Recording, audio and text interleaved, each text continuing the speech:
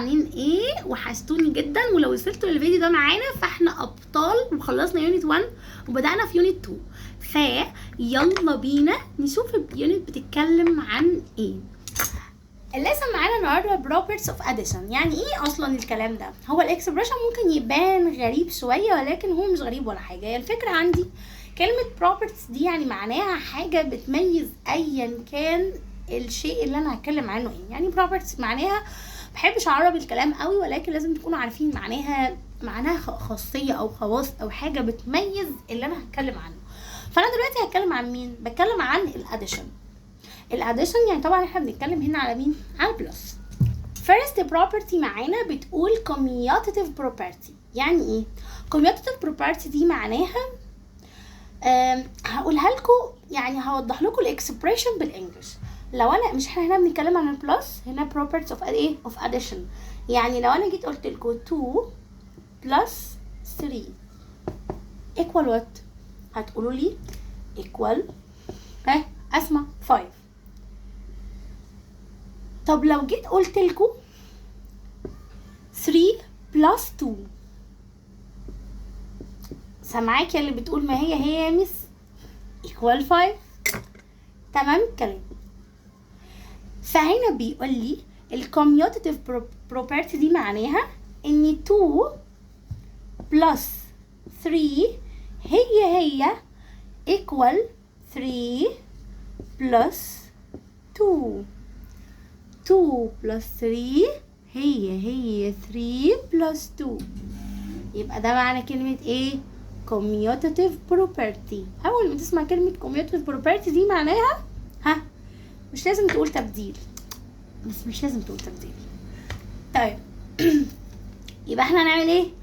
2 plus 3 هي equal 3 plus 2. يعني هنبدل. اوكي. second property بتقول associative property. ايه هي associative property دي؟ 2 plus 3 plus 5 equal what؟ راح حد اسمع كده، لو حد فيكم فكر ل5 ثواني بس، 5 ثواني، حد هيقول لي ايه؟ equal 10 يا ميس. قلت لكم طب قولوا لي الطريقه اللي حليتوا بيها. رحتوا جيتوا رديتوا عليا قلتوا لي بصي يا ميس عملنا طبيعي 2 plus 3 الاول، ده كده يعني اكيد مش هعمل كله مره واحده، لا انا هعمل 2 numbers مع بعض واعمل لهم addition الاول، ورحتوا مطلعينها بكام؟ ب5، وبعديها رحتوا عملتوا لها بلس ال5 التانية دي فطلعت 10. سمع حد فيكم بيقول لي انا ما عملتش كده؟ طب اسمع حد تاني بيفكر بطريقة تانية. قال لي بص يا ميس ال2 بلس 3 بلس ال5، انا بصراحة يا ميس ما عملتش 2 بلس 3 الاول، امال عملت ايه؟ قال لي لا انا عملت والله 3 بلس 5 الاول فطلعت equal 8. بعديها عملت بلس 2 برضو طلعت equal 10. طب مين الصح؟ انتوا الاتنين صح. ومن هنا طلعوا كلمة associative property. يبقى associative property دي افتكرها بالبلس والبراكت. انا مش بحب اعرب الكلام، ولكن لازم تكون فاهم ان associative property لازم تكون 3 numbers بعمل لهم بلس. لما بيتحول خلي بالكم بصوا 2 3 5 هي 2 3 5، بس البراكت المرة دي كان محطوط على 2 numbers 2 plus 3، لكن المرة التانية عملنا هي نفس النمبرز بس البراكت اتغير، بدل ما كان على 2 3 كان على 3 وال5. ومن هنا الانسر طبعا تطلع زي ما هي. فبيفهمك بيقولك لو عملت 2 plus 3 in bracket plus 5 هي equal 2 plus 3 plus 5 in bracket. ايوه يعني يا مس مش فاهم، يعني انت عاوزه ايه؟ ما هي الفكره في كده انك انت بتفهمه نفس فكره اللي فوق، ان فوق لما بدلنا طلعت نفس الانسر، وهنا بيفهمنا ان لو في دماغ بتفكر بطريقه والتانيه بتفكر بطريقه الاتنين هيبقوا سيم. ومن هنا فهمنا كلمة associative property. يبقى افتكر الاسوشيتيف property بالبراكتس، لكن الكوميوتيتيف property افتكرها بالايه؟ بالتبديل. اخر property معانا في الليسون دوت بتقول identity property. ايه هي الايدنتيتي property دي؟ identity property of addition. افتكر الكلمة دي كويس، of addition. ليه؟ هفكركم بعدين عشان في identity تاني، بس خلينا في اللي احنا فيه دلوقتي. identity property of addition. ايه هو الايدنتيتي؟ افتكر معايا كلمة identity دي في اي حاجة هي حاجة ملهاش لازمة. دي بتاعت ميس آية. ايه بقى؟ حاجة ملهاش لازمة. الايدنتيتي دي اصلا معناها كأنها فينا نقول حاجة ما بتغيرش اي حاجة هعملها. طب انا هعمل ايه؟ هعمل في الاديشن. ايه الحاجة اللي لو عملناها في الاديشن اللي هو البلس، عملنا حاجة بلس حاجة ما تغيرليش حاجة. اسمع، ها، مين النمبر اللي عملت له بلس حاجة يطلع هو نفس النمبر؟ ها، الزيرو. يس. فالايدنتيتي بروبرتي هنا هو الزيرو فعلا. 5 بلس 0 تطلع 5. 9 بلس 0 تطلع 9 equal 9. 0 بلس 8 equal 8. يبقى هو هنا بيفهمك الايدنتيتي بروبرتي و طلعت نفس النمبر. يبقى مين هو الايدنتيتي بروبرتي اوف اديشن؟ هو الزيرو. وبكده على فكره خلصت الليسون. احنا هناخد بس اكزامبل عشان نفهم بتيجي الاسئله ازاي، لان انا مش فاهم. بس على فكره هي الاسئله بتيجي كده، يجيب لك 2 بلس 3 equal 3 بلس 2. البروبرتي دي بتاعت ايه؟ هتقوله الكوميوتيتيف. طب 2 بلس 3 بلس 5 وبراكت وبراكت، وتلاقي براكت مختلف بس النمبرز هي يبقى الاسوشيتيف بروبرتي. طب قال لي 5 بلس 0 equal 5، هنا استخدم مين؟ اول ما اشوف كلمه الزيرو يبقى اقول ايه؟ identity property.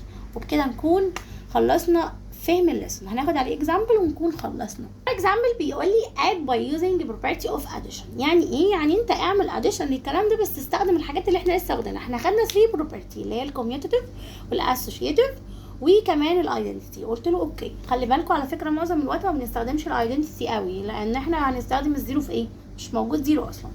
معنى ايه اللي احنا هنستخدم البروبرتي؟ يعني حاجه من الاثنين، يتبدل عشان اكون استخدمت الكوميوتيتيف بروبرتي، يا اما نعمل براكتس عشان اكون استخدمت الاسوشيتيف بروبرتي. طيب بصوا بقى، انت هتعمل الاثنين على فكره في نفس الوقت. ليه؟ عشان نكون استخدمنا الاثنين عشان نوري له ان احنا جامدين جدا. بمعنى 19 بلس 5 بلس 1. طب يلا هعمل 19 بلس 5 الاول في براكت وبعد كده اعملها بلس 1. بس اقول لكم على حاجه، البروبرتيز دي اصلا اخترعوها العلماء على اساس ان احنا تسهل علينا العمليات اللي احنا هناخدها. يعني هي البروبرتيز معموله عشان تسهل عليك الاوبريشن نفسها. طب انا لما اسهلها ازاي؟ بصوا بالعقل كده، هعمل ال 19 بلس ال 5 ولا اعمل لها بلس ال 1؟ اني افضل؟ طبعا بلس ال 1. خليك فهيم، يعني دايما وصل تعمل ميكا 10 ميكا 20 ميكا 30 ميكا 100. يعني خلي الموضوع ببساطه بحيث ان انت تاخد ممكن تحلها اصلا من غير ورقه وقلم.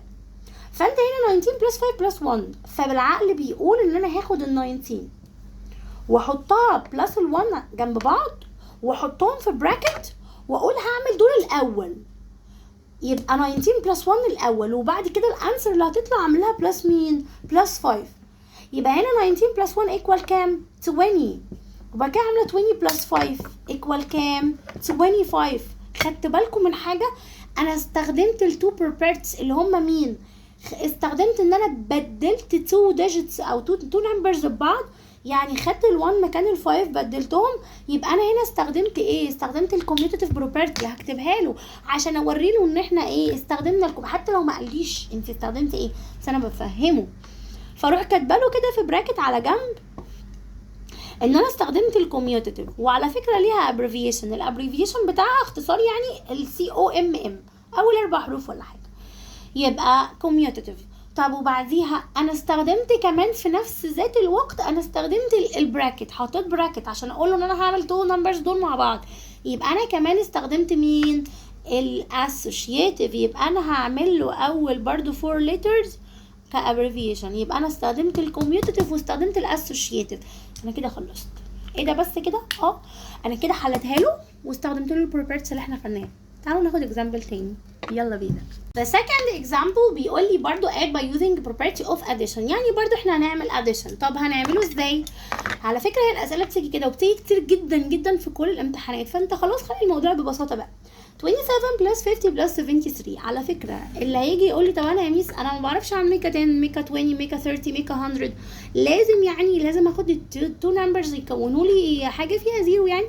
لا عادي، يعني انت خد اللي انت عاوزه، ولكن انا مش عايزه الموضوع يبقى صعب عليك، لان احنا ساعات ممكن اولاد مش هقول لكم ان هم بيتلخبطوا في الاديشن بس بيكونوا متسربعين، فممكن يتلخبطوا في الاديشن فيطلع الانسر غلط.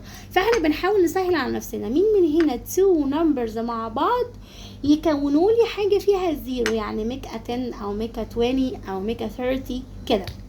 تعالوا نفكر. 27 مع 50 على فكره مش صعبه يعني، ولكن لو جينا بصينا 27 مع ال 73، بصوا الوانس هنا 7 والوانس هنا 3، ف 7 بلس 3 ايكوال 10. يبقى احنا هنا عملنا ميكا 10، بس طبعا مع اختلاف التنس هتبقى ميكا كام. فتعالوا نشوف احنا هنعمل ايه. هناخد ال 27 برضو بلس ال 73 ان براكتس مع بعض، وبعد كده اروح عاملاهم بلس مين؟ بلس ال 50. تعالوا نشوف ده هيطلع حاجه فيها زيرو هتبقى ايه. 27 بلس 73، طبعا 7 بلس 3 ايكوال 10، 0 معايا 1 كاري اب، وبعد كده 2 على 1 على 2 3 بلس 7 10، يبقى هتطلع 100. طب بلس ال 50 يطلع كام؟ 150. الموضوع بسيط.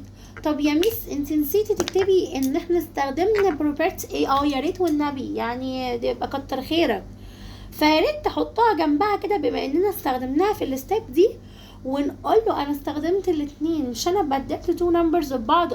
طب لو انا حطيت براكت بس، على فكره انت كان ممكن ما تبدلش وممكن تحل بالاسوشيتيف بروبرتي بس، يعني ممكن تعمل بس ده مع دوت وتحطه في براكت وتقول له يا عم انا استخدمت الاسوشيتيف بروبرتي as you like. طب هنا انا استخدمت الاثنين عشان انا اوريك بقى ان انا بص مفيش مني اتنين، فهقول له انا استخدمت الكوميوتيف وهو abbreviation اهو، الكتاب سامح لك وقال لك استخدم الاسوشيتيف كمان. يبقى انا عملت اول 4 letters وانا كده خلصت.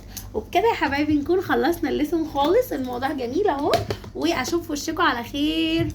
جود باي.